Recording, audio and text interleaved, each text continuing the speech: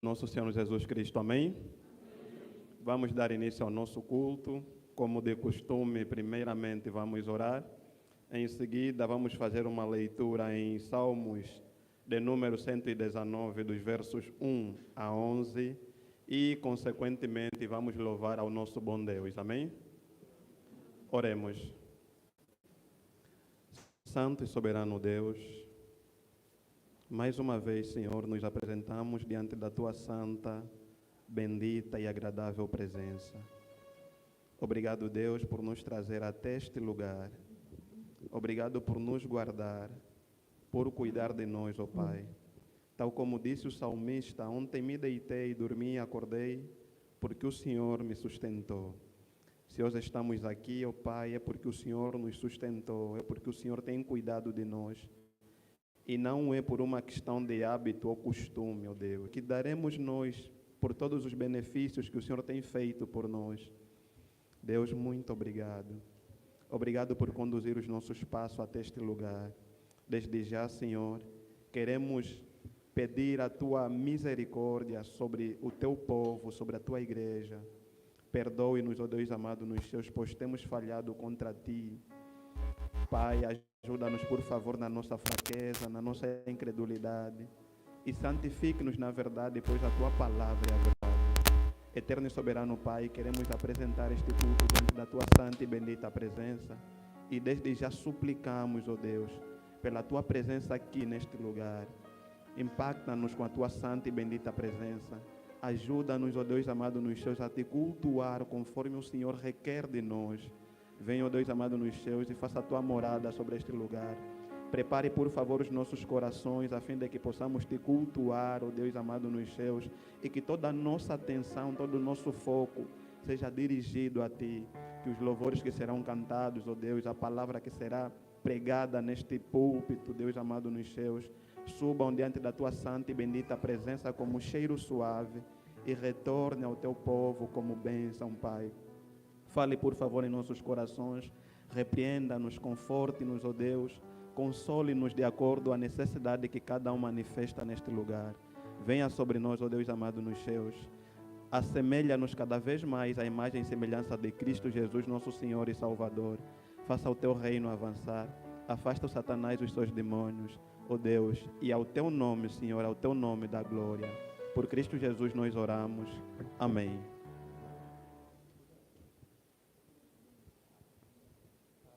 Diz assim: bem-aventurados os retos em seus caminhos, que andam na lei do Senhor.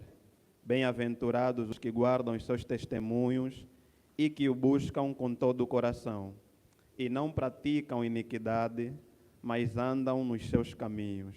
Tu ordenaste os teus mandamentos para que diligentemente os observássemos. Quem dera que os teus caminhos fossem dirigidos a observar, quem dera que os meus caminhos fossem dirigidos a observar os teus mandamentos. Então, não ficaria confundido, atentando eu para todos os teus mandamentos. Louvar-te-ei com retidão de coração, quando tiver aprendido os teus justos juízos. Observarei os teus estatutos, não me desampares totalmente. Com que purificará o jovem o seu caminho, observando conforme a tua palavra. Com todo o meu coração te busquei, não me deixes desviar dos teus mandamentos. Escondi a tua palavra no meu coração, para eu não pecar contra ti. Amém? Convido a igreja a se colocar em pé, para louvarmos ao bom Deus.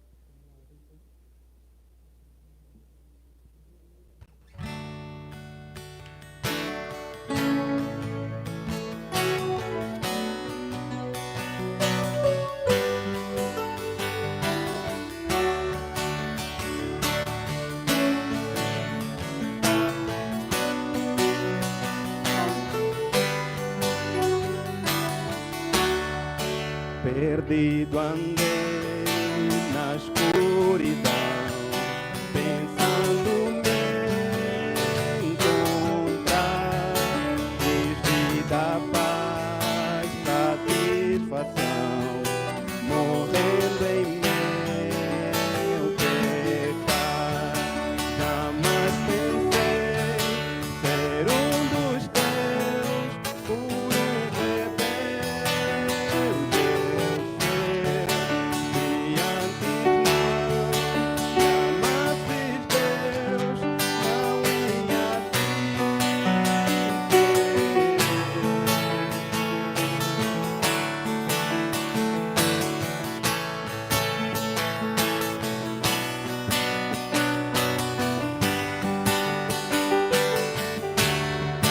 mas ao seguir em perdição, sem buscar mudaste a minha condição,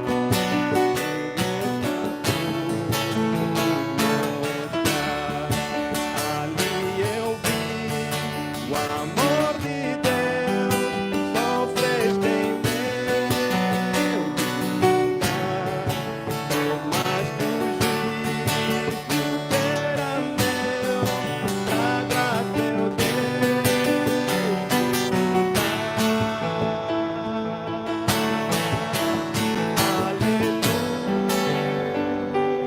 Aleluia, tudo é Jesus pra mim. Aleluia, minha vida é Cristo. Aleluia,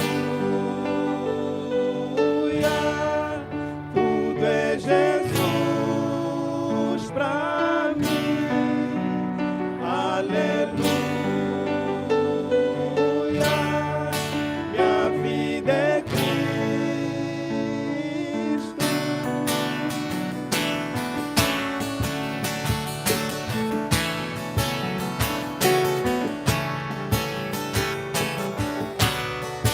Sou teu Senhor, eu quero ser, viver pra demonstrar que a força pra te obedecer jamais de mim virá.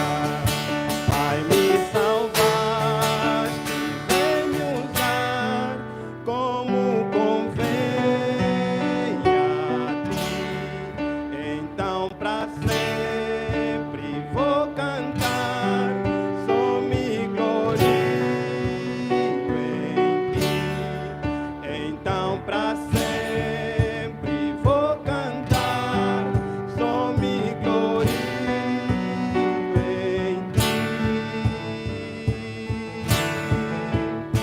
Aleluia, tudo é Jesus pra mim. Aleluia, minha vida é Cristo. Aleluia, tudo é Jesus pra mim. Aleluia, minha vida é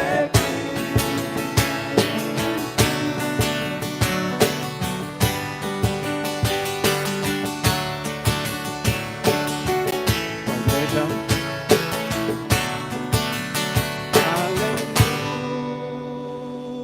Aleluia, tudo é Jesus pra mim. Aleluia, minha vida é Cristo. Amém.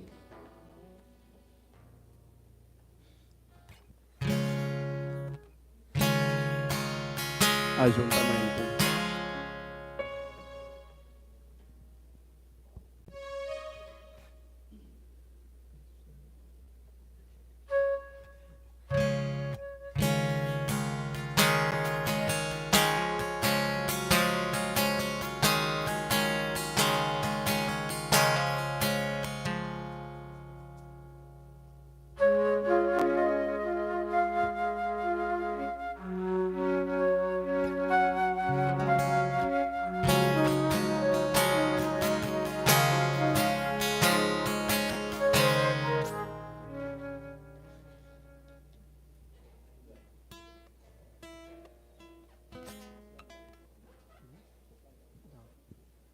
Música nova é mesmo assim.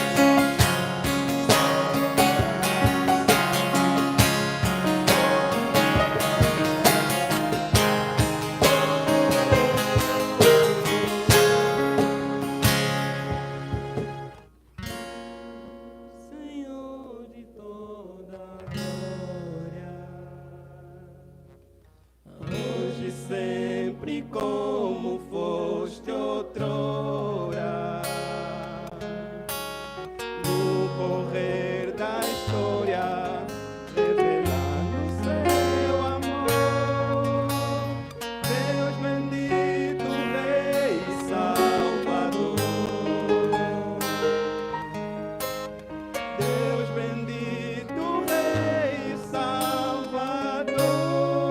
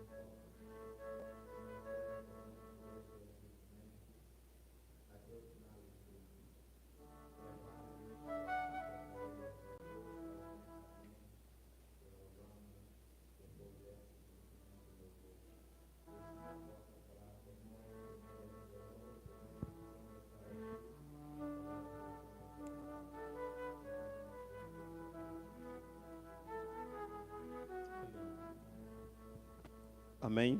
Amém. Eis o Rei que vem.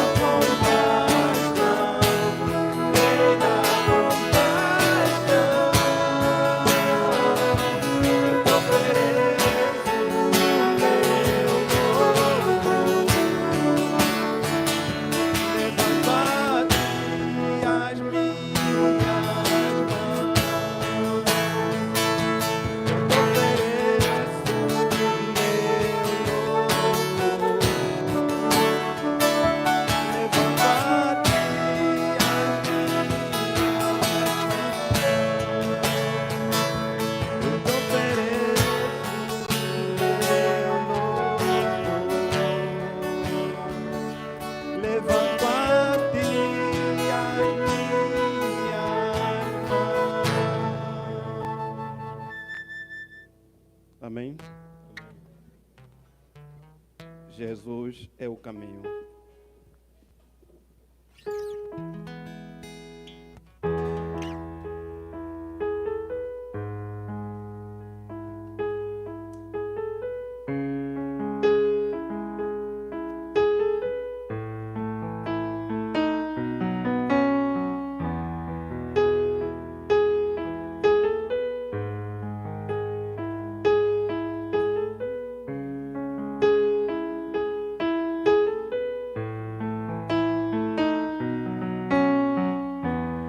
Não se turbe o vosso coração, crede em Deus e também em mim. Na casa do meu Pai há muitas moradas. Se não fosse assim, eu não teria dito: vou preparar-vos um lugar.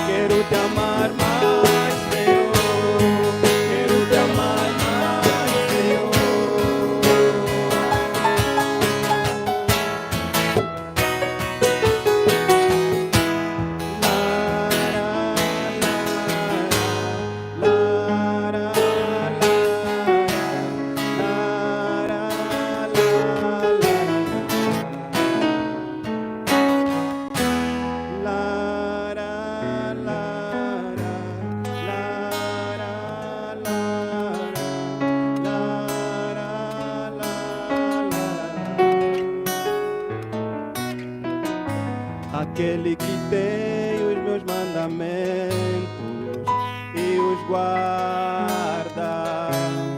Este é o que me ama. E se alguém me amar, será amado por meu Pai. Eu também o amarei e me manifestarei a Ele.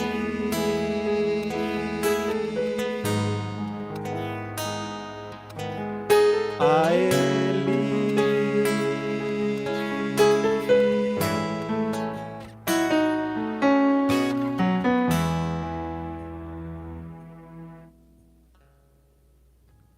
Amém, oremos.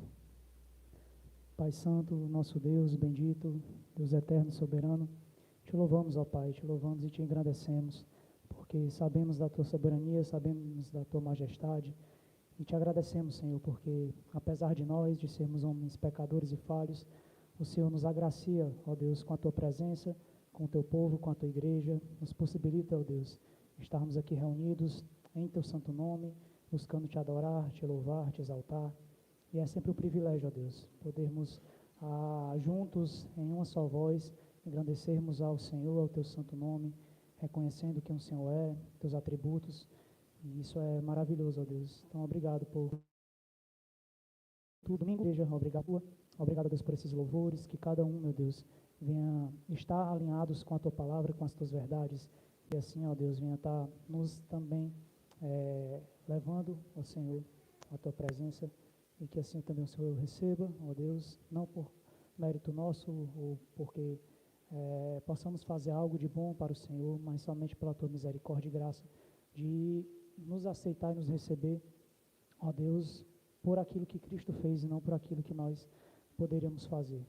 Então, obrigado, Senhor, por tudo. Abençoa, Deus, também agora o momento da tua exposição, da tua palavra, das tuas escrituras. Abençoa o nosso amado pastor, que o Senhor capacite, o instrua, que ele venha, Senhor, a pregar aqui as tuas verdades com intrepidez, de forma que o nosso coração venha ser realmente rasgado e alimentado naquilo que for preciso, transformado também naquilo que precisa ser modificado, e que Cristo venha ser sempre exaltado, venha ser sempre o centro de tudo, que a razão maior venha ser sempre, Senhor, trazer a honra e a glória que são devidas a Ti, e jamais qualquer outra coisa diferente disso.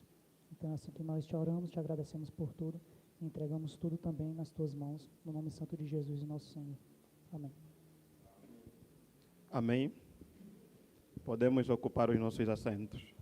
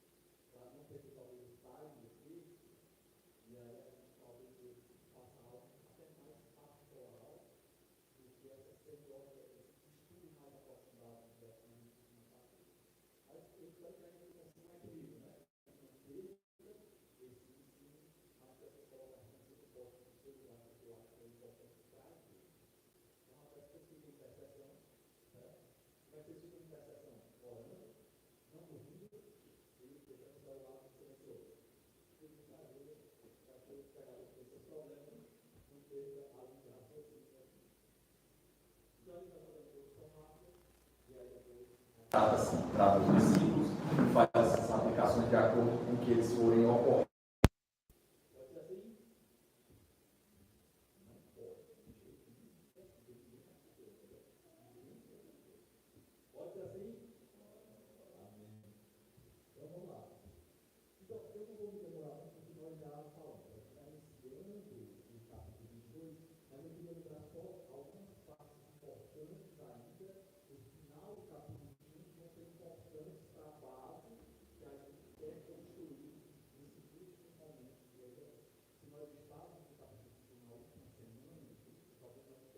3 últimos momentos antes da cruz.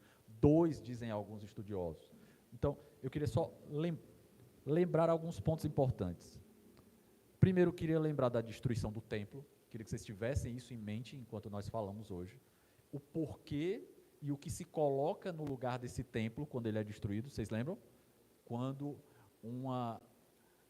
algum tipo de reino é destruído, outro tem que ser colocado no lugar, e nós chegamos à conclusão que Cristo é esse tabernáculo. Queria que vocês lembrassem disso.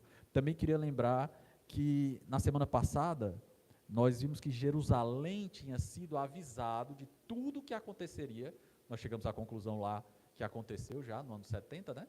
Então, Jerusalém vinha sendo avisada que ele colheria do plantio de maldades desde o tempo dos seus profetas.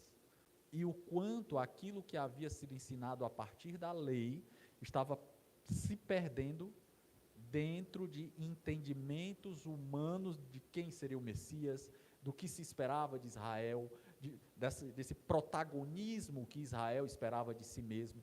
Tudo que verdadeiramente era importante dentro da lei de Deus foi se perdendo nesse engano humano, tornando uma religião mais humanista, um templo que não era mais casa de oração, mas era um lugar de venda. Vocês lembram de tudo isso, não lembra? Estamos juntos aí? Amém.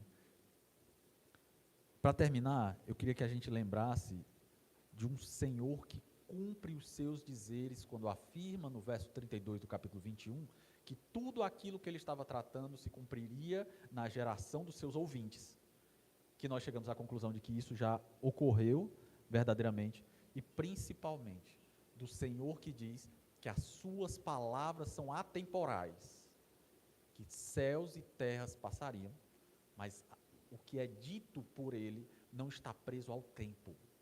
O que é dito por ele se cumprirá independente do tempo que leve para se cumprir.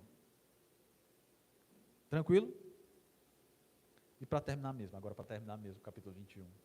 E esse talvez seja o ponto mais importante que eu queria que a gente levasse lá para as aplicações, lá para o final. Eu queria que vocês se lembrassem disso agora, porque a gente vai levar isso lá para as aplicações no final, que nós deveríamos nos preocupar muito mais do que quando se dará o último tempo para a volta de Jesus, na forma em que nós nos apresentaremos ao Filho do Homem. Que teríamos que estar, vocês lembram? Em pé. Vigiai, para que fôssemos apresentados de pé diante do Filho do Homem. Palavras que o Senhor usa nos últimos versos do capítulo 21. Vigiai, ou guardai-vos. Beleza? Lembra disso aí. E aí agora a gente começa o capítulo 22. O capítulo 22, ele é uma transição. A gente vai sair dessa vida pública de Jesus, de ensino, de Cristo dentro do templo, para agora o seu sacrifício na cruz. Agora, a tensão que crescia a cada capítulo que nós estudamos em Lucas, chega no seu auge, e nós vamos falar a partir de agora dos eventos que levarão à cruz. Existe aqui um ponto que ainda deve ficar na nossa mente, né? Dentro desse capítulo 22, principalmente, a questão da Páscoa é muito importante, porque Cristo é colocado como um elemento de uma nova Páscoa que vai ser descrita aqui. Lucas, desde o início, já dizia que Jesus ia para Jerusalém para cumprir um êxodo pessoal. O que isso significa? Ele veio por todo o mundo para salvar-nos de algo muito maior do que a libertação de Israel do seu cativeiro no Egito. A Páscoa ganharia outro significado a partir da passagem desse homem por aqui. Quando a cota do mal de Israel, quando a cota do mal do povo que escravizou a Israel chegou na vontade salvadora de Deus, ele agiu e libertou o seu povo do Egito. Agora, da mesma forma, Deus em forma de homem se coloca como aquele que salvaria os seus, a partir não mais do sacrifício de animais nos umbrais das portas, mas do sangue do seu Filho unigênito. Todo esse contexto de Páscoa, esse contexto de juízo, esse contexto de fim de um determinado tempo, dentro daquele relógio escatológico, né, que a gente fala, vai se cumprir aqui no sacrifício de Cristo. Lembra que quando a gente disse que o templo chega ao final, Jerusalém é sitiada, tudo aquilo, para o povo daquele tempo, era um tipo de apocalipse. Ninguém nunca esperou que o templo fosse destruído. Ninguém nunca esperou que Jerusalém passasse por aquela dificuldade. Da mesma forma que nós esperamos a vinda de Cristo e uma tribulação que nos espera lá na frente. Tudo isso é recolocar a questão da Páscoa a partir de um novo cordeiro, a partir de um novo sacrifício, a partir de um novo desígnio divino, um novo desígnio de Deus. Tranquilo?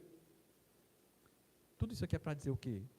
O plano de salvação de Deus continua o seu andar, e nós falamos sobre o seu reino, a inauguração do seu reino, nós falamos sobre as suas leis, nós falamos sobre a sua ética, nós chamamos aqui da ética do reino, e agora nós iniciamos o clímax de tudo isso. O Deus que se põe na cruz, o Jesus que vai para pagar por todos os pecados dos filhos de Deus, para que eles fossem libertos de algo muito maior do que Israel sofreu no Egito. Agora nós celebramos, a partir da vinda do Cordeiro Pascual, esse Cordeiro Jesus, a nossa libertação do pecado e reaproximação com um Deus a quem nós tínhamos como inimigo. E eu não sei se a gente entende o que é que isso verdadeiramente quer dizer. Toda vez que um ateu quer fazer uma colocação jocosa, né, contra um cristão, ele diz: por que Deus simplesmente não perdoou? Ele não é todo poderoso? Por que ele simplesmente não perdoou? Porque simplesmente ele disse assim: lá Adão e Eva falharam lá, mas foi só um trupiquezinho, estão perdoados. Esse é o primeiro sinal de que não entendem o que é que pecado verdadeiramente significa. Uma coisa por alguém que confiávamos. Outra coisa é um Deus que é santo, santo, santo, que desconhece qualquer maldade, apresentado a essa maldade, vou usar essa palavra, certo? Depois vou explicar ela melhor. Apresentado a maldade a partir dos seus filhos. Eu lembro que numa EBD a gente falava, né? Muito se falou da queda a partir de desígnio de Deus, que mataria os primogênitos do Egito, mas salvaria os primogênitos da sua nação primeira, que era Israel. Tranquilo? Aqui é história. Essas festas se ligavam, e aí se comemorava durante toda uma semana. Lucas, aqui no relato que a gente vai tratar hoje, talvez ele centre mais na questão da Páscoa, mas isso tem um porquê. Lucas tem um propósito dentro do evangelho dele. Jesus Cristo é o Messias esperado. Então, nessa verdade que é colocada, Jesus viria como o Cordeiro agora escolhido por Deus, para uma nova Páscoa, para uma nova salvação. Então, o contexto de Páscoa, o contexto histórico antigo de Páscoa, está para ser redefinido. Amém? Olha o que é que diz o verso 2. Vamos indo.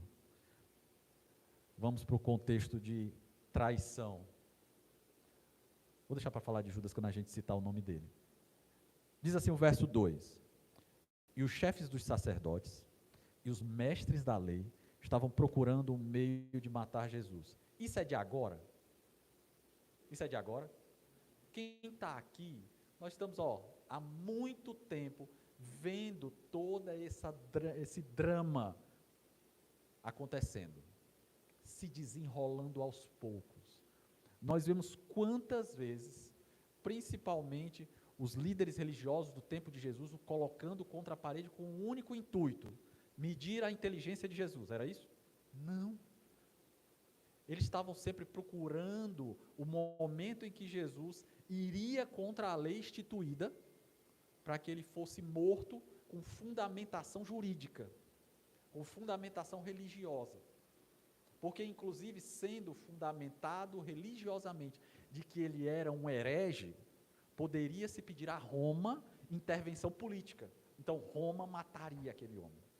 Porque os religiosos, eles são limpinhos demais, né? Eles não pegariam Jesus pelo pescoço, eles precisariam da intervenção estatal para fazer esse mal. Mas uma vez herege, uma vez se colocando como um Messias falso, ele seria para Roma um tipo de agitador político. Roma tinha problemas com essa ideia de Messias. Por quê? Porque César deixaria de ser o centro. O centro agora é esse homem mandado por Deus, o Messias esperado por Israel. Então, a partir do momento em que Jesus fosse tido como herege, ou seja, ele não é o Messias, ele podia ser entregue de bandeja para que Roma desse cabo daquele homem. Então, a trama da morte de Jesus não é algo que aparece aqui no momento da Páscoa. Ela vem de muito tempo já. Mas aqui em Lucas, a gente identifica que Jesus era um mal tão grande que ele sai do contexto simplesmente dos professores de religião do tempo dele e vai direto para as altas castas do Sinédrio. O Sinédrio, o centro religioso, os manda-chuvas, o primeiro escalão religioso de Israel, começa a se preocupar verdadeiramente com aquele homem. Por quê? O texto continua. Procuravam um meio de matar Jesus, mas tinham medo do povo. Meu irmão, um dos principais pontos que levavam a esse ódio de Jesus não é nada mais do que o medo. O Sinédrio tinha um medo não do que Jesus falava, mas do que significava darem ouvido àquele homem. Dar ouvido àquele homem era dizer que o Sinédrio talvez estivesse ensinando algo de errado. Dar ouvidos àquele homem talvez fosse olhar para as altas castas do Sinédrio e não dar o peso que eles deveriam ter, porque eles são os representantes de Deus na terra. Quando Jesus chega e começa a igualar homens, colocar pecadores como aqueles que merecem salvação, tanto quanto o povo limpinho de Israel, isso traz para a casta religiosa medo. Vai que o povo começa a dar ouvido só a esse homem. Vai que tudo aquilo que nós dizemos não é mais levado em consideração. Vai que todo o respeito que nós temos é colocado de lado para eles ouvirem esse homem que escuta prostitutas e senta com pecadores. Olha o problema.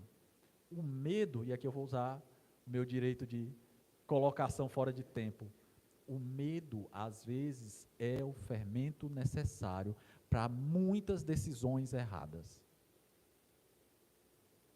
Muitas decisões erradas. Eu não sei se você já chegou, isso já aconteceu comigo, então tenho certeza que o único exemplo... Eu prometo para vocês que eu só vou me usar de exemplo quando for coisa ruim, certo? Coisa boa é... Não é bom que o pregador, a gente aprende isso, que não é bom que o pregador se coloque muito como bom exemplo. Mas como mau exemplo eu vou me dar o direito.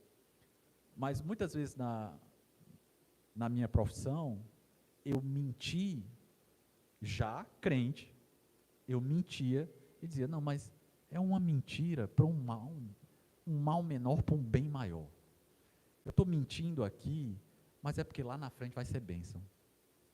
E às vezes a gente tem esse engano de que a semente má pode fazer frutificar um fruto bom. Nem no direito isso acontece, né, Duda? Nem no direito isso acontece. Imagine no reino. O que inicia mal vai terminar mal. Lá na frente eu vou falar de Judas, e entre as várias hipóteses de por que Judas entregou Jesus, tem uma delas que ganha força dentro dos estudos teológicos, dentro da academia, que colocam Judas como tendo boas intenções. Agora o ponto é, será que se vou chegar lá, estou dando spoiler, certo? Quando eu chegar lá, quando eu falar disso, se realmente você entender que eram boas intenções, será que isso transforma o que Judas fez numa boa coisa? Será que a minha mentira, para fazer com que o meu cliente tivesse um bem na vida dele, será que aos olhos de Deus se tornou algo bom?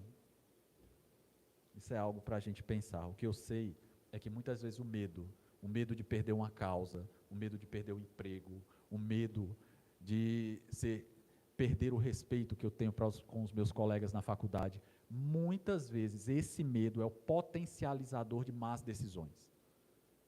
Cuidado para onde o medo pode te levar. Tranquilo? Vamos continuar. Então, aqui ainda no verso 2, os líderes do Sinédrio são os responsáveis, são apontados pelo menos como Lucas, pelos responsáveis pelo que deveria acontecer. Ou seja, o primeiro escalão da liderança do templo devia ser o responsável por fazer Jesus sumir. Chega de colocar nas mãos dos professores de religião. Agora, os grandes papas da coisa, os grandes líderes do movimento religioso, estavam responsáveis por fazer o problema Jesus sumir. Mas aí dentro dos planos de Deus, será que mesmo essa maldade dos líderes religiosos estava dentro dos planos de Deus? E eu posso dizer, meu irmão, sem dúvida, cada passo que o homem mau fez nessa história que nós estamos contando há tanto tempo, que leva o nosso Senhor até a cruz, passou pelo entendimento do nosso Senhor. Quando o Sinédrio chega à conclusão que Jesus tem que morrer, se nós estamos num contexto de Páscoa, você pode ter na cabeça que o Cordeiro Pascual dessa nova aliança foi escolhido. E que chegará, como eles comemoravam na Páscoa, a morte do Cordeiro, simbolizando lá a libertação do Egito. Quando o Cordeiro Pascual é escolhido, o seu sacrifício vai ser a nossa redenção mais à frente. O que nós estamos vendo no capítulo 22 é a definição de Páscoa, para essa nova aliança sendo feita, não refeita, porque é uma nova aliança. Então, não é que a gente tirou a definição de Páscoa, que os judeus têm até hoje, e transformou em outra coisa. É uma nova aliança, então é uma nova definição. Essa é a nossa Páscoa. Essa é a Páscoa que tem peso para nós. Eu nunca fui judeu. Esse verso também deixa claro que o Sinédrio tinha medo dos admiradores de Jesus. E mais, se vinham chegando judeus de todos os cantos para Jerusalém, esses admiradores iriam aumentar de tamanho incrivelmente. Jesus tinha admiradores em todos os cantos, os seus feitos eram conhecidos em todos os cantos. Eu vi uma discussão, acho que na internet, sei lá, num desses podcasts aí, sobre a existência do Jesus histórico. Quer dizer, se Jesus pelo menos existiu. Isso é uma tolice. Nenhum historiador respeitável da academia hoje tem dúvidas de que o Jesus histórico existiu. Existem relatos desse homem em textos extra-bíblicos. Então, quando da Páscoa, os admiradores desse homem aumentariam em número desproporcional. Então, era importante de que todo esse movimento para matá-lo não incitasse os admiradores dele, que estariam presentes nesse momento do calendário das festas judaicas. Certo? Continua. Olha o que diz o verso 3 aí na sua Bíblia. Vamos juntos. Essa colocação é própria de Lucas. Lucas vai apresentar os feitos ou malfeitos de Judas com essa frase impactante aí do verso 3. Ele diz assim: Satanás entrou em Judas, chamado Iscariotes, um dos 12. Olha como essa frase, para mim, quando eu estava estudando essa frase, ela era quase desconexa. Parece que ele está dando informações aleatórias dentro de uma mesma frase. Ele diz, Satanás entrou em Judas. Aí dá o sobrenome de Judas, chamado Iscariotes. E depois diz assim, ele era um dos 12. Lucas está querendo dar o currículo vitae. Está certo, vitae? É isso mesmo, né? Lucas está querendo dar o currículo vitae aqui de Judas de uma maneira só, num momento único. Porque Judas é colocado aqui em Lucas como um dos mais próximos de Jesus. Ele era um dos 12. Ele foi posto pelo Senhor como aqueles discípulos mais próximos. Não tem como a gente tirar isso. Eu li isso, tem alguns estudiosos que procuram distanciar Judas dos 12, né? Ele estava no meio dos 12, mas ele é o 12º, entendeu? Ele é o mais para lá, como se essa numeração tivesse algum peso. Mas não. Lucas, quando dá essa descrição de Judas, retirando a parte que Satanás entrou dele, ele está deixando claro, olha, ele era um dos próximos. Ele está dizendo o que com isso? Ele conhecia Jesus, ele andou com Jesus, ele viu os milagres de Jesus, ele viu os ensinamentos de Jesus. Ele estava do lado de Jesus quando ele curou pessoas. Ele aprendeu do mestre. Aí tem outras pessoas que dizem assim, olha, quando ele coloca Iscariotes entre a sua Bíblia, deixa eu ver se está aqui. Tá. Quando ele coloca aí entre vírgulas, é porque Iscariotes tem uma tradução, tiraram de não sei aonde, que significa filho do Satanás. Não tem esse encanto nenhum, certo? Isso é na cabeça de quem quer inventar e vender livros sobre o nada. Mas, quando Lucas está colocando, entre aspas, o sobrenome dele entre vírgulas, ele está mandando muito mais um recado para nós. Iscariotes significa homem desse local. Cariotes, que era um lugar na Judéia. Então, o que é? O sobrenome aí é uma definição de homem de um determinado lugar da Judéia. Sim, pastor, o que é que significa isso? Era um homem comum. Lucas está dizendo, homens comuns podem fazer grandes maus. Grandes males, para ficar mais bonito. Homens comuns. Sem esse arrudeio de traduções. Homens comuns podem fazer grandes males. Cada um de nós, sem Cristo Jesus, sem o Espírito Santo de Deus, somos bombas relógio, que podem sim fazer grandes males. Talvez seja por isso que no final do capítulo 21, o que Jesus pede, o que é? Vigiai, guardai-vos, cuidado, lembra das alianças, cuidado para não ficar fazendo deuses. Vocês lembram que a gente falou isso na semana passada? Cuidado, lembra todo o tempo da aliança. O guardai-vos lá do final do capítulo 21 é isso, lembra das alianças, lembra do teu Deus, cuidado para não ficar fazendo deuses estranhos para a tua vida, cuidado, e lá ele cita pecados que seriam tidos como pecados menores, né? Lá para algumas bíblias glutonaria, outros bebedeira, e depois ele fala da vida comum. Eles, olha, tudo pode se tornar um Deus para você. Então, te guarda, lembra das alianças, lembra do teu Deus a todo momento. Então, Judas é esse homem comum, mas o texto, a gente não pode fugir disso, Lucas está dizendo que existe uma ação sobrenatural dentro do que Lucas faz. Aí, no início, tem dizendo, então, Satanás entrou em Judas. O que é que isso significa verdadeiramente?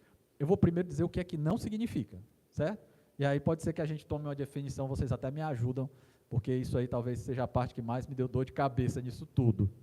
Primeiro, uma coisa é certa, se a minha teoria de que o Evangelho de Lucas é uma grande petição de defesa para Paulo, lembrando que Lucas é o autor de Atos também, então Lucas Atos seria uma grande petição de defesa para Paulo, ele tem concatenado toda uma ideia. E se nós voltarmos para Lucas capítulo 4, não precisa voltar não, viu? Vou lembrar aqui. Lucas capítulo 4, verso 13, lá na tentação de Jesus, ele diz que Satanás saiu até momento oportuno. Vocês lembram disso? Então, a formulação da frase aqui me leva a crer que Lucas está dizendo, olha, chegou o momento oportuno. Judas, nos seus pensamentos, oportunizou que Satanás o influenciasse de alguma forma, isso é o texto que está dizendo, eu não posso fugir disso, influenciasse de alguma forma o histórico dos acontecimentos que a gente está relatando aqui. Agora, de novo, eu queria que vocês notassem uma coisa. Nós tivemos dentro mesmo do Evangelho de Lucas algumas histórias de endemoniados, vocês concordam? Tem hora que eu acho que eu estou só. Certo? No tempo da Covid, eu tinha mais respostas, que era porque tinha menos gente. Mas vamos lá, de novo. Dentro do Evangelho de Lucas, mesmo aqui, dentro do texto que a gente está, dentro do Evangelho que a gente está estudando, nós vimos alguns relatos de endemoniados. Amém? Amém. Amém. estamos chegando. Está sem força, mas vai dar certo. Não parece que é o que aconteceu com Judas. Aqui em Judas, o texto não lembra em nada aquele tipo de possessão. Nós não temos um Judas, por exemplo, que cai no chão, que fala com a voz grossa e dá entrevista. Não tem. Não tem isso aqui. Muito mais parecido, talvez, aqui Judas está com Pedro. Lembra quando Pedro diz para Jesus: Senhor, para de falar essas coisas, que o Senhor vai ter que morrer, para de falar essas coisas. O que é que Jesus diz para Pedro? Aparta-te de mim, Satanás. Parece muito mais com esse tipo de colocação. Parece mais que o demônio entra como alguém que tira a trava do vigiar. Lembra que Jesus disse para vigiar, para guardar? Parece muito mais que o Satanás tira essa trava da vigia, pedido esse feito por Jesus dentro do discurso escatológico dele. Então, Judas, como Pedro, e mais para frente a gente vai ter outros exemplos, né? Ananias e Safira, parece que é responsável sim pelos seus atos, mas que existe uma influência sobrenatural. Influência não é dominação. Judas não está dominado dentro do texto, pelo menos o texto não nos leva a olhar dessa forma. Satanás, em Judas, nos leva a entender que existe um tipo de influência que é diferente de possessão. Agora, a pergunta é: o que é o homem sem Deus? O que é o homem entregue à sua natureza? Acho que foi o próprio Nicolas que falou em algumas das pregações. O homem entregue à sua natureza carnal, ele é mau. Ele precisa de muita influência. Sabe o que é que o demônio precisa fazer para você fazer o mal? É só dizer assim: vai lá. Para de pensar nisso. Deus tem 2000 anos que prometem a volta desse homem. Tu ainda está nessa. Vai lá e curte. Sabe lá quando é que esse homem vai voltar? Se voltar. E mais, se ele voltar, tu pede perdão na última hora. Tu vê que ele está chegando na nuvem, pede perdão. É assim que funciona. O povo acha que é assim que funciona. Quando o próprio Jesus diz que nós deveríamos, em vez de temer a chegada do último dia, temer estar de pé diante dele. As pessoas acham que é assim que funciona. Então, o que é que Satanás precisava fazer com Judas?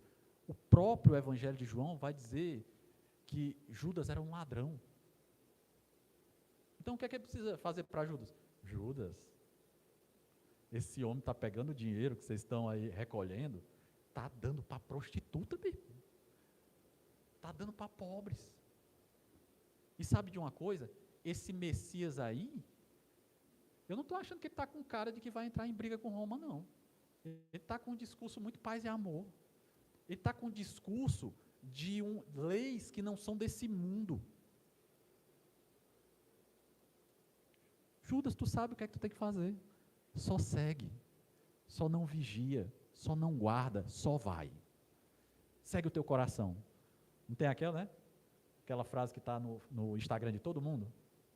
Siga o seu coração, assinado Satanás. Pronto, está aqui a fundamentação bíblica. Siga o seu coração, assinado Satanás. Então, Satanás não precisava de grandes influências para Judas fazer o que fez, é só dizer: siga, tira as travas da moralidade, dos ensinos desse homem que tu tem seguindo. Vai, faz o que o teu coração está pedindo, segue o teu coração. Me parece muito mais isso do que uma possessão em que Judas sai do corpo, Satanás toma de conta, né? E vai, agora não é mais Judas, é Satanás andando por ele. Não é isso que em momento nenhum dos evangelhos parece que aconteceu. Então, existe sim um tipo de influência que é diferente de dominação, que embora tenha feito sentido para que Judas cometesse esses atos, não tira dele a responsabilidade de tudo o que ele fez. Concordam? Vamos junto, vamos junto. Vamos continuar com Judas. Olha o que é que Judas faz aí no verso 4. Judas dirigiu-se aos chefes dos sacerdotes, vamos lá, os maiorais do Sinédrio, certo? Aqui são os grandes nomes do Sinédrio. Os oficiais da guarda do templo, aqui são quem tem o poder de polícia dentro desse templo. e tratou com eles como lhes poderia entregar Jesus. Olha a prova que a gente estava precisando de que existe responsabilidade nos atos de Judas. O que foi traduzido aqui como tratou, né? Tem algumas Bíblias que eu vi que também colocam combinaram. Então, o ponto é, sugere que entre Judas e os líderes e os guardas do templo, houve uma concordância mútua. Não tem uma coação aqui. O texto, e eu vou perguntar se você concorda comigo, o texto não parece trazer o entendimento de que o Sinédrio veio a Judas, os representantes do Sinédrio vieram a Judas e disseram, olha, ou você nos ajuda, ou nós matamos você e a sua família todinha. O texto está dizendo isso? Não. É Judas que toma esse ato. É por isso que Lucas tem o discernimento dado pelo próprio Deus de dizer, olha, Satanás estava com ele. A gente não pede, eu vi a oração antes de começar a pregação. Senhor, dá intrepidez ao pregador para falar das tuas coisas. Talvez o que Satanás fez aqui como mau imitador foi dar intrepidez a Judas para que fizesse más coisas. Então, quando Lucas diz que Satanás estava com ele, Judas teve a coragem necessária para fazer esse mal, para ser não só aquele que recebeu a incumbência, mas aquele que iniciou tudo isso que a gente está lendo. E, peraí, eu vou chegar, é porque eu estou emocionado. Mas no próximo versículo eu vou explicar de onde é que vem essa emoção. Então vamos resumir. Judas quis. A responsabilidade é dele. A iniciativa foi dele. E aqui você pode pôr essa força demoníaca como alguém que diz, vai. E é dele grande parte da consumação de tudo que vai acontecer. Mas olha o que diz o verso 5. E aqui é um ponto que, quando eu me apercebi, eu tomei um susto, eu queria que você se assustasse comigo. Olha o que diz o verso 5. A proposta muitos alegrou. Alegrou quem? Todo mundo dessa marmota aí. Todo mundo. Judas, os líderes do Sinédrio, os guardas, todos se alegraram com esse mútuo acordo. E desse mútuo acordo, diz o final do versículo, que eles prometeram dinheiro. Então tem muita gente que diz, olha, Judas fez tudo isso porque ele era um mercenário, ele queria dinheiro, deram dinheiro e ele fez. É isso que o texto está dizendo? O texto está dizendo que ele fez tudo isso por dinheiro? Não. Já estava tudo maquinado. O dinheiro é o plus. É tipo assim, Judas, você nos ajudou muito, toma aqui os troquinhos. O dinheiro não é o ponto principal. O coração de Judas, a colocação dele como peça fundamental para tudo isso é que é o ponto. O dinheiro não é o ponto. O dinheiro é o plus. Então, os advogados de Judas, que tinham o dinheiro como principal culpado, já podem tirar isso. Judas era livre e o mal que ele maquinou trouxe para ele alegria. É isso que o texto está dizendo. A pergunta que fica é, Judas fez por dinheiro? O texto não deixa que nós pensemos isso. Mas aí quando a gente chega aqui, eu queria colocar de novo. Tudo isso está acontecendo. Todo esse mal que está sendo maquinado, nada disso fugiu dos planos de salvação de Deus. Tudo isso, apesar de todo esse mal, apesar de tudo que Judas permitiu que fosse feito a partir dele mesmo, o Cristo tinha que sofrer. Isso tinha sido predito muito antes de todos esses acontecimentos. Ele tinha que ressuscitar ao terceiro dia. Isso é plano desde a eternidade. É muito anterior a Judas. Isso tira a responsabilidade de Judas? De jeito nenhum. E aqui eu vou fazer outra inserção dessas que eu prometi, certo? Às vezes quando você peca, e eu espero que quando você peca você sinta muita vergonha, porque pecar é de novo, bater na mão da graça. Pecar é se tornar de novo inimigo de Deus. A partir de Cristo Jesus nós temos esse perdão, mas eu queria muito que nós dessemos significado de novo ao pecado, porque as pessoas têm dito cada vez mais, eu sou pecador, quase que se afirmando, e não mais se envergonhando, não mais querendo lutar contra isso, mas se assumindo como isso. quem dá a nossa identidade é o próprio Cristo. E se você acha que o teu pecado começa a te dar a intimidade, começa a se preocupar verdadeiramente. Porque aí, nesse local, talvez esteja usando um termo do evangelicalês, né? Talvez aí esteja a brecha na sua vida que você ainda não entregou a Jesus. O dinheiro não foi o principal motivo, pelo menos em Lucas, para que Judas tomasse essas medidas. Mas o dinheiro está envolvido aqui. Se o amor pelo dinheiro era a brecha de Judas, esse pecado dele, com certeza, ele não entregou nas mãos do Salvador. Guarda isso, a gente vai falar mais um pouquinho. Então, como nós dissemos, não há como ter certeza do porquê da traição de Judas. Nós sabemos uma coisa, dinheiro não foi o principal. Aqui, eu vou falar sobre aquela tese que tem crescido dentro da academia, que tem dado motivação para o que Judas fez. O que é que dizem os estudiosos? Que Judas era conhecido no ciclo de amizade dele como um ativista político. Olha, meu Deus, e agora? O que é que faz agora? Faz o L? Não. Ele era tido como um ativista político. E, na verdade, o que ele queria, entregando Jesus, era despertar Jesus da letargia messiânica dele. É forçar Jesus a mostrar os seus poderes e finalmente acabar com Roma. Jesus era muito lento no coração de Judas. As coisas estavam acontecendo muito devagar. Talvez se ele entregasse o Senhor, ele fosse obrigado a mostrar o seu poder. Talvez se ele entregasse o Senhor, talvez a força messiânica esperada por Israel fosse finalmente demonstrada. Era uma boa intenção, não era não? Você acha que era uma boa intenção? Você acha que algo bom podia nascer disso? Você acha verdadeiramente que Judas podia se colocar acima do entendimento de quem ele cria ser o Messias e dizer, Senhor, o Senhor é muito lento.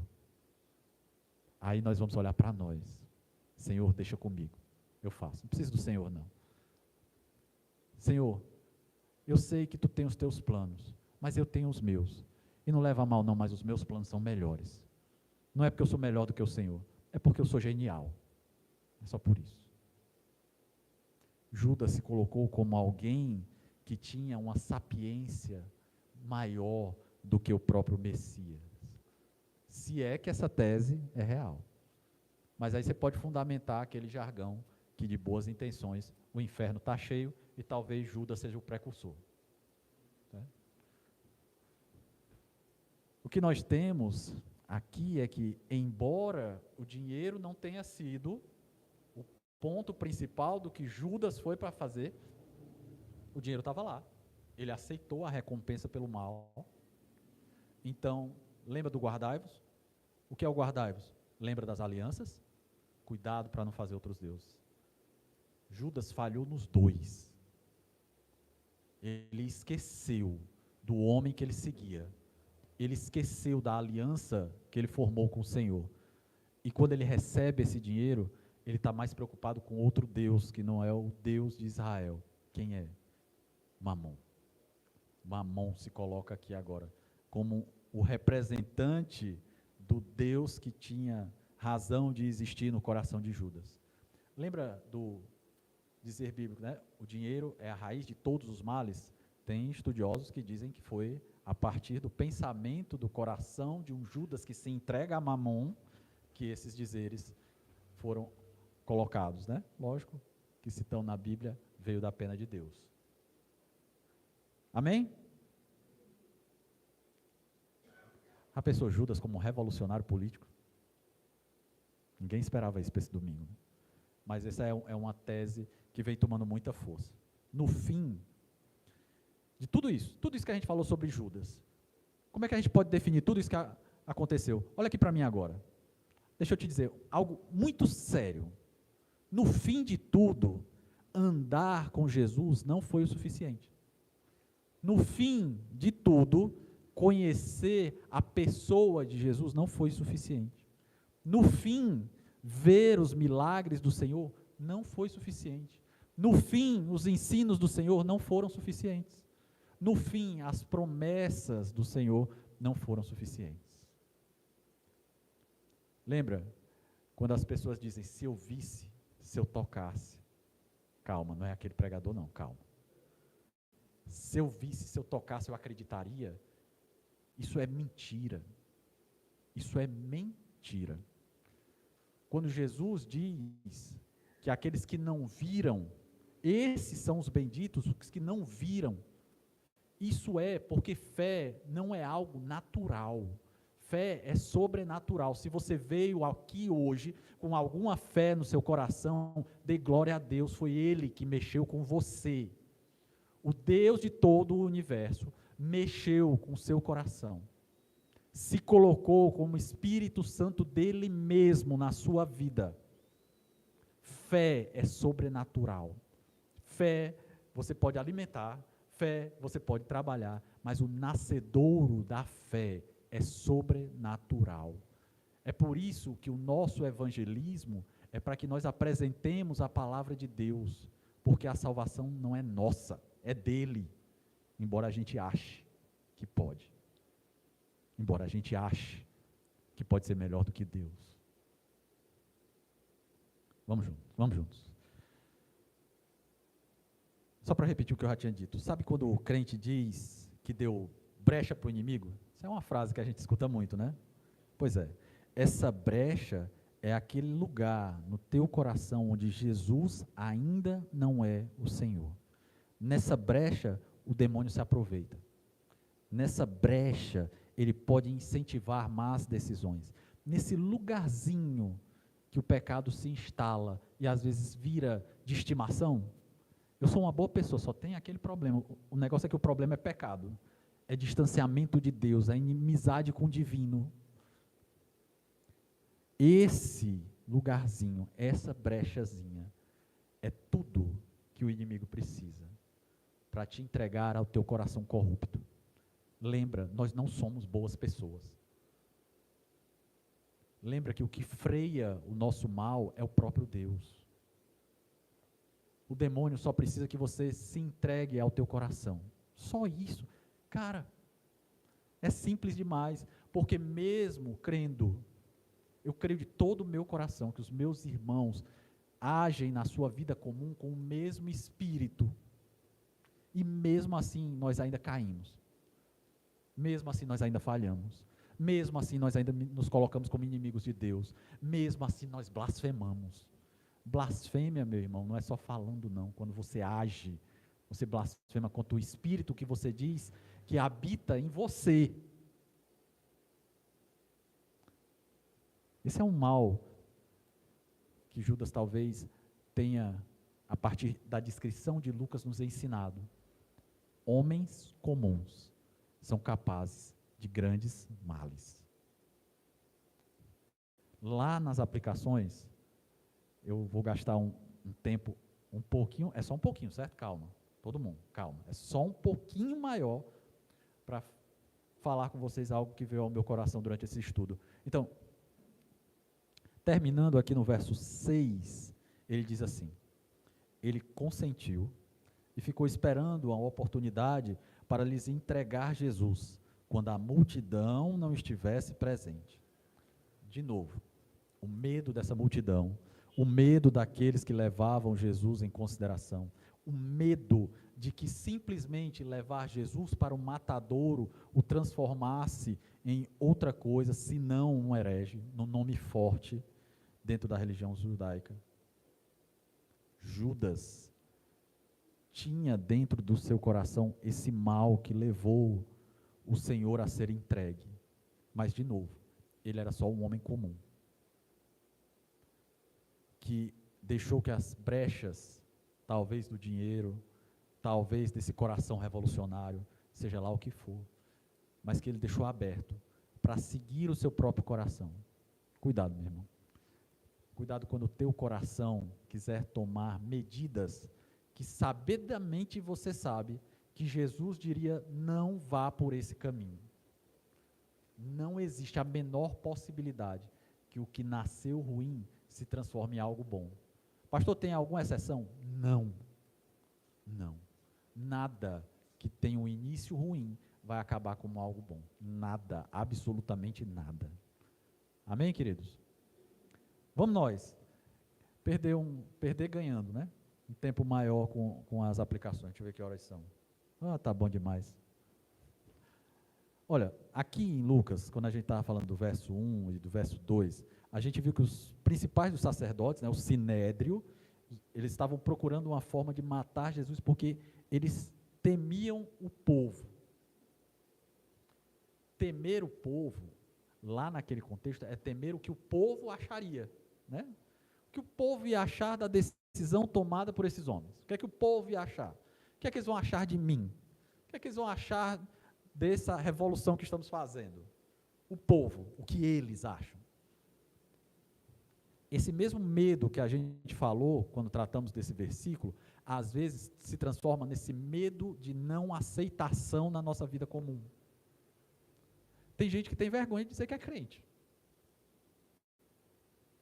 Tem gente que tem vergonha de falar de Jesus. Mas a minha raiva mesmo, que foi que me fez colocar essa aplicação, é quando você transforma isso num tipo de doçura. Entendeu? É um tipo de doçura. Você chega... Não sei se vocês já viram, eu vi isso muito já. Irmãos meus, crentes em Jesus, isso na minha frente, assim, olhando, vendo acontecer. Assim, olha, falando com ateus, ou falando sei lá com quem, o herege aí da sua escolha, chega para ele e diz assim, olha, eu creio em Jesus, creio no que ele fez, creio que ele é o Salvador, mas eu creio que mesmo você que não crê em nada, vai encontrar um Deus que é todo amor, então independe. Eu respeito a sua decisão. Você é um pornógrafo? Eu respeito demais. No final, Deus é amor, Ele vai lhe receber desse jeito. Fique em paz. Você comete adultério? Tranquilo, meu irmão. Quando morrer não vai ter casamento mesmo, então Deus vai te perdoar. Esquecem a natureza do Deus Santo para aceitar pecadores como se isso fosse o comum. Eu não estou dizendo para você sair daqui batendo em gente que você sabe que é abertamente pecador, não é isso que eu estou dizendo, não. Eu estou dizendo você não concorda com isso? Diga que não concorda. Você não precisa ser amoroso, entendeu? O cabo chega para você e diz assim, olha, eu traí a minha mulher, ore por mim. Eu digo, meu irmão, eu vou orar por ela, para ela descobrir isso e dar uma chibata e tirar você de casa. Entendeu? É lógico que nós queremos que se perdoe e volte. É lógico que eu quero isso. Mas o que eu estou querendo dizer é, você ora para que o pecado saia. Você não ora para que o pecador seja aceito com o seu pecado. Isso não existe, isso não é respeito. No fim último, isso é falta de amor. Porque você está vendo alguém caindo para o inferno e batendo palma. Ou pior, só olhando. Pensa eu adoro a figura, eu não lembro de qual livro é esse, tu lembrar? Mas eu adoro a figura do homem andando por precipício. E para os cristãos que têm o paraquedas para salvar, né? Mas em vez de oferecer, ficam segurando e olhando. Adoro essa figura, porque nós temos várias delas, várias. Você tem, quando sair daqui, a palavra que pode salvar vidas. Mas você olha para o pecador perdido nos seus pecados e simplesmente espera a hora que ele vai cair do barranco, sem fazer absolutamente nada.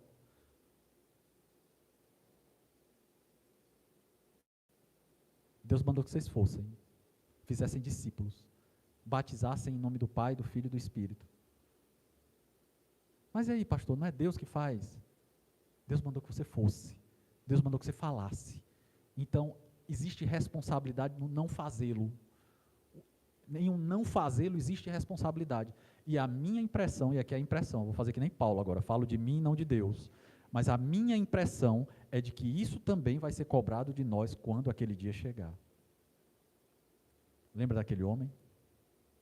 Ele morreu e você não deu a ele as palavras que poderia ter dado, a ajuda que poderia ter dado.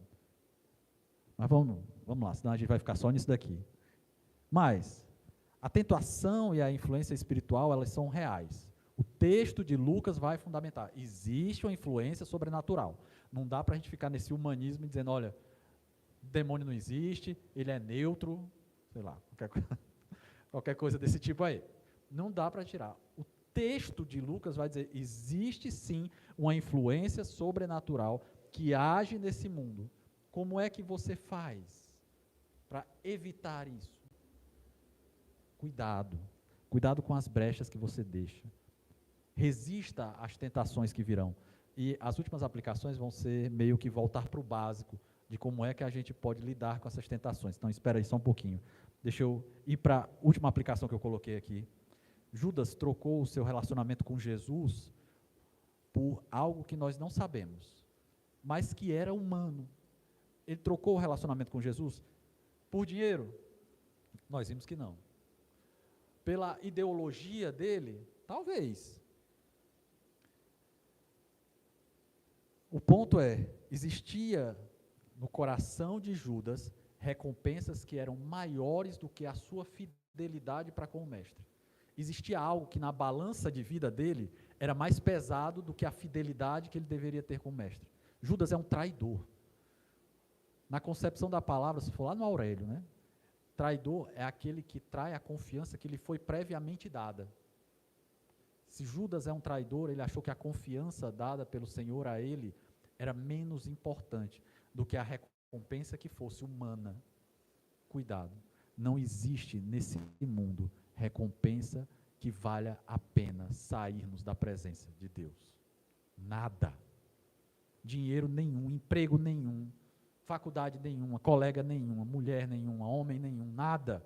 Não existe nada maior do que se fazer presente, se apresentar em pé quando o Filho do Homem vier.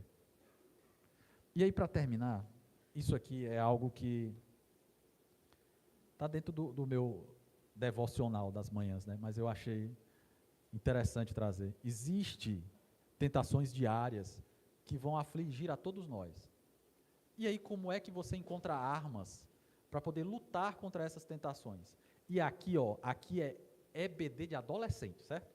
Não é nem EBD de adulto, é EBD de adolescente, é voltar para o patamar de ensino primário. Mas que às vezes a nossa vida cobra tanto que nós esquecemos do básico. Você já chegou nisso? Às vezes a gente foge do básico. Você quer ser teólogo, aprender muito, ler a Bíblia no grego, no hebraico, no aramaico, seja lá no que for, quando na verdade nós precisávamos voltar para o básico, aprender a levar a vida de forma a fugir dessas tentações com afazeres básicos. Então, deixa eu te dizer como é que você foge das tentações diárias. São 6 pontos, bem rápidos. Primeiro ponto, fortaleça a tua oração. De verdade mesmo. Quantas vezes você tem ido para a tua casa, se trancado no teu quarto, se você é casado, se é solteiro, se casado, quantas vezes você se juntou à sua esposa e oraram como casal? Porque, meu irmão, eu tenho a impressão muito forte de que Satanás tem um ódio de família que eu nunca vi na vida. Eu nunca fiz nesse ano, esse ano tem o quê? 3 meses? Eu nunca tive um trimestre tão frutífero, e entenda, no mau sentido, em divórcios de crentes, como eu tive esse ano. Na minha concepção, eu não sei se é porque eu sou crente, mas a minha concepção é de que os crentes estão divorciando mais do que os ímpios. Quantas vezes tu tem se juntado com a tua esposa para orar, fortalecer o teu casamento em oração? Não, pastor, mas nós dois somos crentes, a gente sabe qual é o papel de cada um. Os que eu fiz o divórcio também sabiam. O que é que fortalece essa união?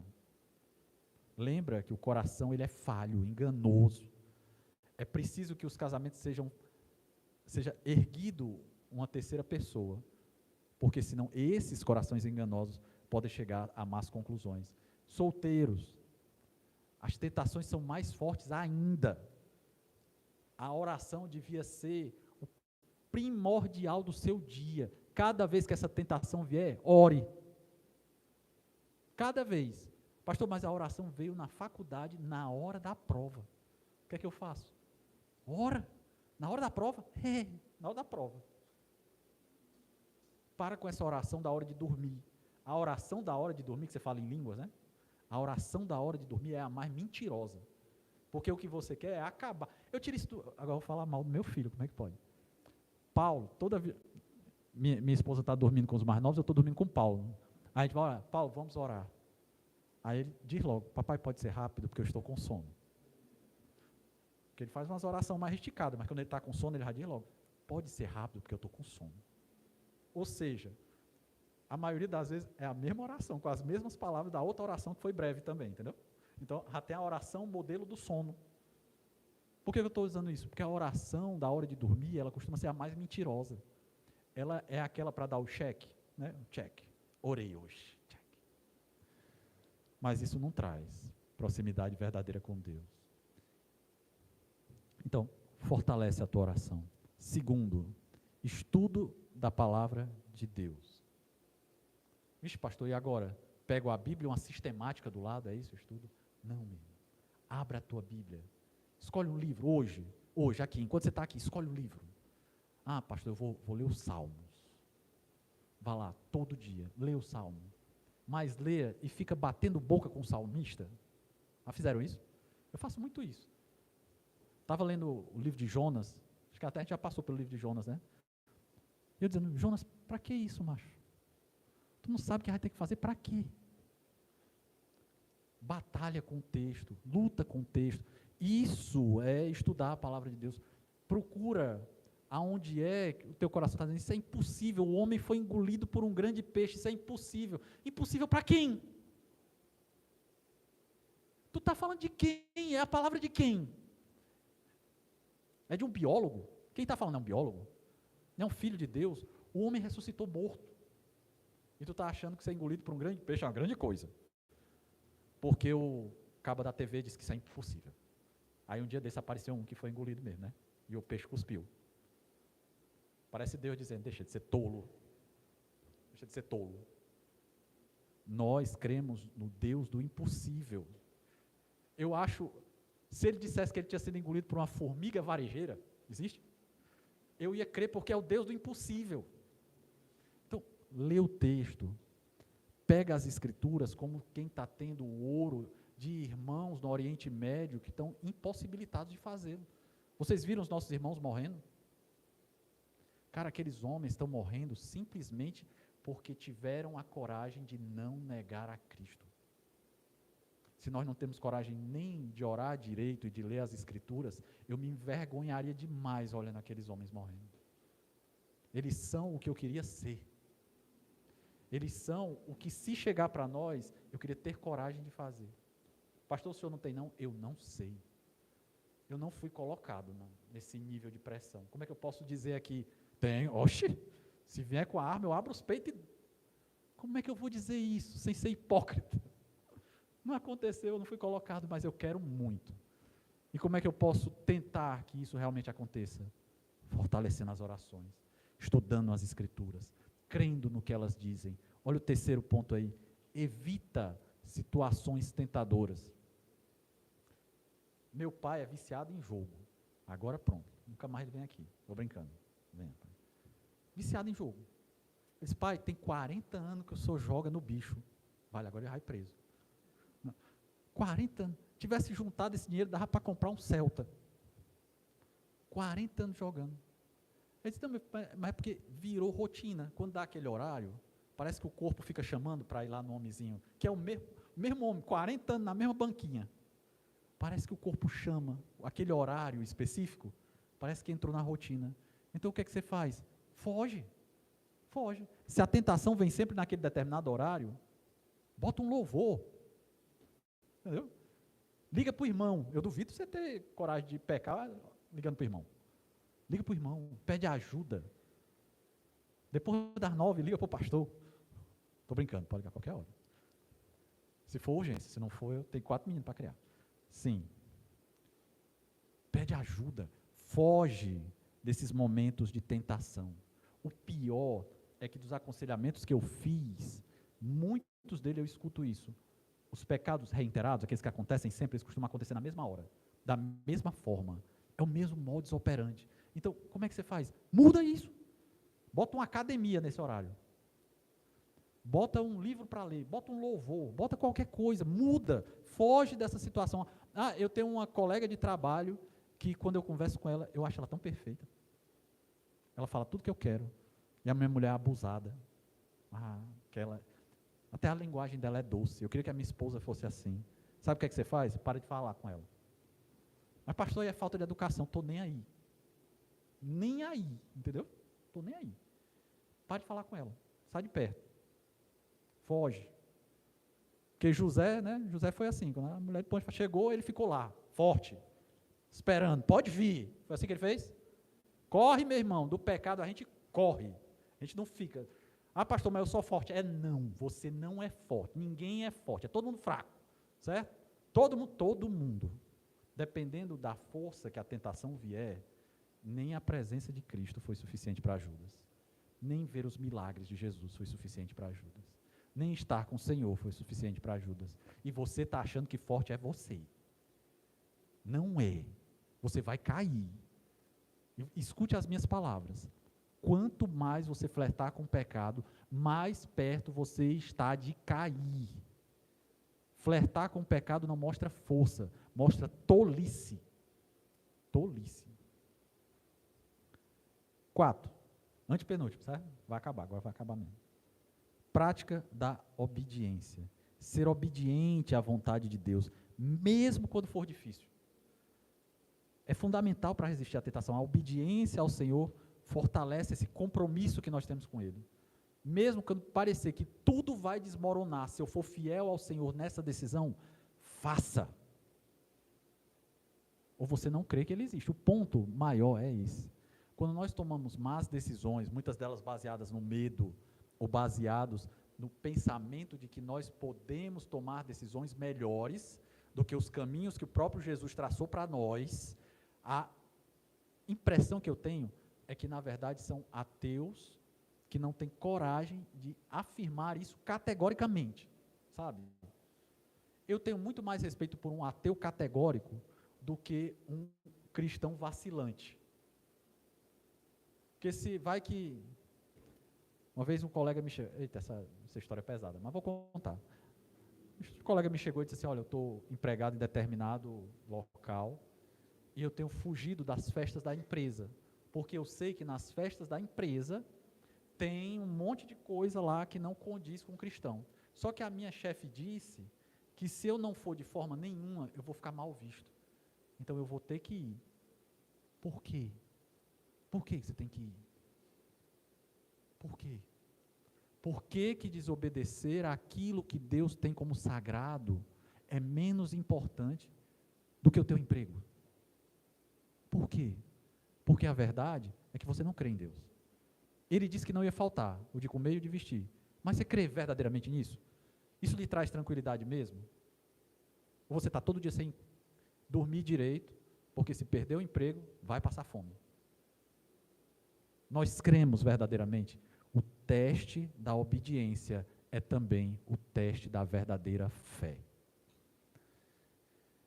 Penúltimo, busque apoio na sua comunidade cristã. Cara, igreja não é local de puro... Eu ia falar ajuntamento, mas a música é tão bonita.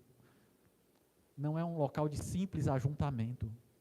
Aqui era o local onde nós devíamos nos fortalecer, nos importar e nos ajudar. Então, se nós temos verdadeiramente uma comunidade saudável, venha e peça ajuda. E se você não tem coragem disso, porque a igreja não traz essa tranquilidade para que você possa pedir ajuda, me diga, porque eu preciso saber que nós estamos doentes. E se nós estamos doentes, precisamos ser tratados. Mas a igreja tem que ser esse local de apoio. Então, busque apoio na sua comunidade. E por fim, para terminar, lembra da graça de Deus. Não existe local profundo onde a mão da graça não chegue. Quando as dificuldades vierem com força, lembra da graça. Não é porque você merece, é porque Ele é Deus. Quando você estiver em dificuldades, quando assuntos como esse, que botam o trabalho em risco, que botam os medos à frente das decisões, lembre, a mão de Deus sempre se colocou graciosamente. Fortalece o espírito, meu irmão. Fortaleça a oração. Estude a palavra. Evite essas situações tentadoras. Pratique a obediência. É a prática da fé colocada. Busque apoio na comunidade cristã. Se você não conseguir buscar apoio na sua comunidade cristã, avise a liderança dessa comunidade, porque ela está doente e precisa de tratamento imediato. Mas, principalmente, lembre da graça de Deus. Amém, queridos? Senhor Deus, obrigado, essa é a Tua palavra. Obrigado por tudo que o Senhor nos deu. Obrigado pelos ensinamentos que tivemos hoje. Abençoa essa comunidade, Pai, com as Tuas misericórdia e graça. Nós cremos verdadeiramente, Pai, que as tentações são muitas. Nós nos colocamos como fracos, mas filhos de um Deus que é forte. Então nos dá, Pai, a intrepidez necessária, a coragem necessária para fugirmos da tentação, para não deixarmos brechas. Afasta Satanás e seus demônios, que eles não possam, Pai, influenciar nas nossas decisões, mas que o Teu Espírito comande o nosso dia a dia. Nos ajuda a sermos crentes fiéis. Fortalece a nossa fé, para a glória do Teu nome. Amém. Amém, queridos.